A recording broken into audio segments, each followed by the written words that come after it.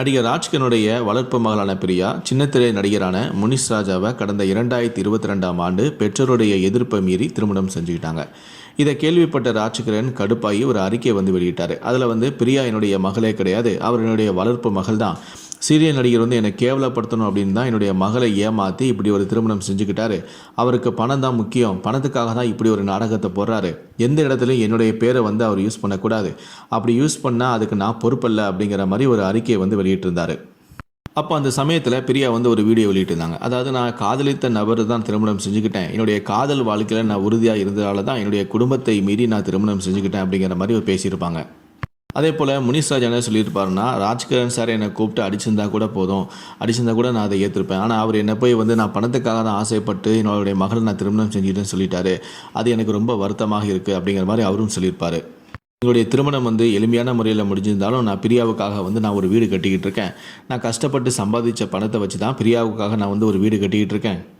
அந்த வீட்டு வேலை முடிஞ்சதுமே பிரியா ஆசைப்பட்ட மாதிரி, பிரியா நினச்ச மாதிரி அவளுக்கு ஒரு பிஸ்னஸை நான் தொடங்கி கொடுப்பேன் அப்படிங்கிற மாதிரிலாம் அந்த நேரத்தில் பேசியிருப்பார்.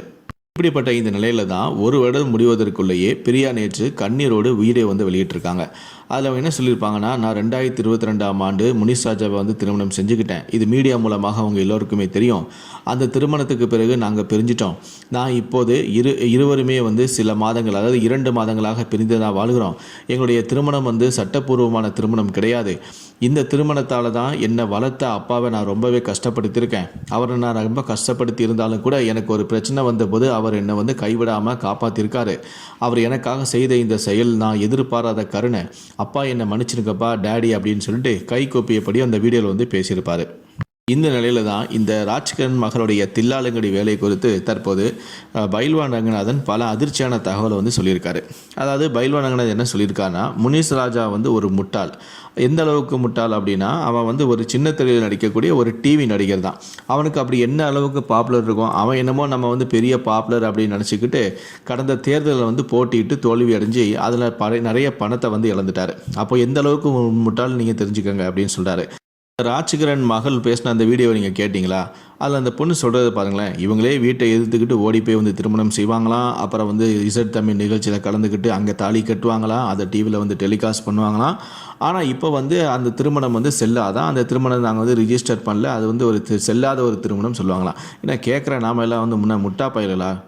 அதே மாதிரி இந்த பெண்ணு அந்த முனிஷ் ராஜாவோட ஓடும்போதே ராஜ்கிரண் சார் தெளிவாகவே அறிக்கையை வெளியிட்டிருந்தார். இனிமேல் இவன் எனக்கு பொண்ணே கிடையாது, முனிஷ் ராஜாவும் என்னுடைய பேரை எந்த விதத்திலையும் பயன்படுத்தக்கூடாது, நான் இவ்வளோ இதோட தலைமுழுகிக்கிறேன் அப்படின்னு சொல்லிட்டாரு. ஆனால் அந்த பொண்ணு பேசின வீடியோவில் கவனிச்சிங்களா? நான் என்னுடைய கணவனை பிரிஞ்ச பிறகு என்னுடைய அப்பா எனக்கு உதவி செஞ்சார், ராஜ்கிரண் சார் உதவி செஞ்சார், நான் இதை எதிர்பார்க்கவே இல்லை, அவர் மேலே ரொம்ப அன்பாக இருக்கிறாரு, ரொம்ப கருணையாக இருக்கிறாரு, என்னை மன்னிச்சிடுங்க டேடி அப்படிங்கிற மாதிரிலாம் வீடியோவில் பேசியிருக்கு. ஆனால் இது எந்த அளவுக்கு உண்மை அப்படின்னு தெரியல. அதுலேயே நீங்கள் முக்கியமான ஒரு விஷயத்தை நீங்கள் கவனிக்கணும். அதாவது, அந்த பெண்ணு பேசும்போதே சொல்லியிருப்பாங்க, பிரியா பேசும்போது சொல்லியிருப்பாங்க, நான் என்னுடைய கணவனை பிரிஞ்சு 2 மாதமாக ஆயிருச்சு, நான் தனியாக தான் இருக்கிறேன் அப்படின்னு சொல்லியிருப்பாங்க. அந்த பெண் உண்மையிலேயே கணவனை பிரிஞ்சு இருந்தால் என்ன பண்ணியிருக்கோம்? அந்த பொண்ணு என்ன தொழில் பண்ணுதா, இல்லை வேலைக்கு போதா, என்ன செய்யுது? நேராக ராஜ்கிரண் சார் காலில் விழுந்து மன்னிப்பு கேட்டு இப்போ ராஜ்கிரண் சார் கூட தான் இருந்திருக்கணும். ஆனால் அது ராஜ்கிரண் சார் கூடயும் இல்லை, புருஷன் கூடயும் இல்லை. அப்போ வேறு எங்கேயோ தான் இருக்குது. வேறு எங்கேயோ இருக்குன்னா யார் கூட இருக்குது, யார் அந்த பெண்ணுக்கு உதவி செய்கிறாங்க, எங்கே தங்கியிருக்காங்க, இந்த மாதிரியான எந்த டீட்டெயிலுமே அந்த பெண் அந்த வீடியோவில் சொல்லவே இல்லை. மொட்டையாக நான் இந்த மாதிரி நான் இவனை பிரிஞ்சுட்டேன், என்னுடைய கணவரான முனிஷ் ராஜாவை நான் பிரிஞ்சுட்டேன், அந்த திருமணம் செல்லாது, நான் இப்போ தனியாக தான் 2 மாதம் இருக்கிறேன். ஸோ இந்த மாதிரி தில்லாலங்கடியாக நான் பிரிஞ்சுட்டேங்கிற விஷயத்தை மட்டுமே சொல்லிவிட்டு இப்போ நான் யார் கூட இருக்கேன், எங்கே இருக்கிறேன், எனக்கு யார் உதவி பண்ணுறா, இந்த மாதிரி எந்த ஒரு வேலையும் செய்யலை. அதே மாதிரி ராஜ்கிரண் சார் உண்மையிலே உதவுனாரா என்னன்னே தெரியல. ஆனால் ராஜ்கிரண் சார் எனக்கு உதவுனாரு அப்படிங்கிற மாதிரியும் அது சொல்லியிருக்கு.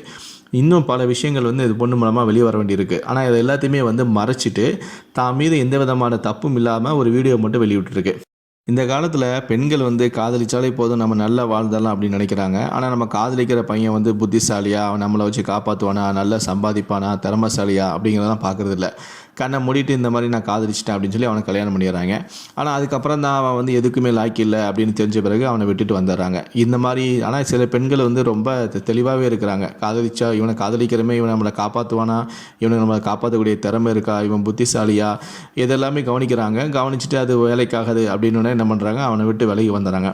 ஆனால் சில பெண்கள் அதை கவனிக்காமல் காதல்லே மூழ்கி அவனை கல்யாணம் பண்ண பிறகு தான் அவன் வேலைக்கே ஆக மாட்டான் அப்படிங்கிற விஷயத்தெல்லாம் தெரிஞ்சுட்டு அவனை விட்டு தனியாக வந்துடுறாங்க. ஸோ அந்த மாதிரி சம்பவம் தான் வந்து இந்த முனிஷ் ராஜா விவகாரத்துலையும் நடந்திருக்கும். முனிஷ் ராஜா வந்து அதான் சொன்னல, தேர்தலில் வந்து நம்ம சினிமா டிவியில் இருக்கிற பிரபலத்தை வச்சு நம்ம தேர்தலில் ஜெயிச்செல்லாம் நினச்சிட்டு போட்டிகிட்டு இருக்கான்னா அவன் எந்த அளவுக்கு புத்திசாலியாக இருப்பான்னு நீங்களே பார்த்துக்கோங்க. ஸோ இதனால தான் வந்து இந்த பொருளாதார ரீதியால் வந்த பிரச்சனையால் தான் வந்து அந்த பிரியா வந்து முனிஷ் ராஜா விட்டு பிரிஞ்சிருக்கிறதுக்கு அதிகமான வாய்ப்பு இருக்குது. நம்ம பொறுத்திருந்து பார்க்கலாம் முனிஷ் ராஜா தரப்புலேருந்து என்ன சொல்ல வராங்க அப்படிங்கிறத பார்த்துட்டு அப்படிங்கிற மாதிரி பல அதிர்ச்சியான தகவல் வந்து சொல்லியிருக்காரு.